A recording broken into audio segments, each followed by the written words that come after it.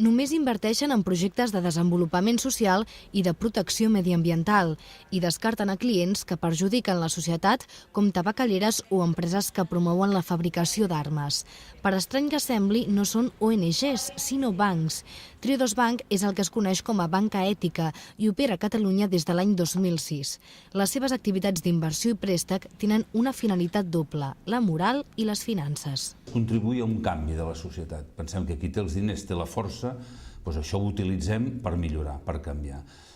Aquest és el concepte, per això se li diu ètica, perquè no invertiríem en projectes que no aportin alguna cosa qualitatiu al món. A l'actualitat compten amb més de 10.000 clients a Espanya.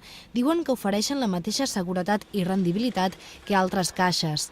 El cert és que hi ha una desconfiança mútua entre la banca ètica i l'estàndard.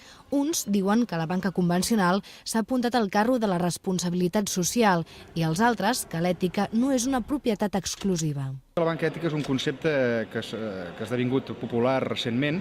Hi ha una sèrie de bancs que estan, diguéssim, ells catalogats o nombrats com a ètica. És cert que altres bancs fan bandera, però en qualsevol cas, en el nostre cas, l'ètica està dintre dels nostres principis corporatius. Triodos Bank reconeix que la desconfiança del client és la primera barrera que s'ha de trencar.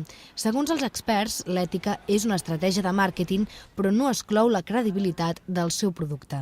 Que sigui una estratègia de màrqueting no vol dir que no sigui legítim i el que ells estan oferint no sigui algo vàlid i algo bo. Segurament va un pas més enllà i agafa consumidors que tenen una certa consciència social, no? I que necessiten potser netejar-se la consciència. Encara estem lluny d'arribar al nivell d'arrelament d'altres països. Als Estats Units, el 10% dels fons que es mouen ho fan dins de la banca ètica. A Espanya, aquesta xifra no arriba a l'1%.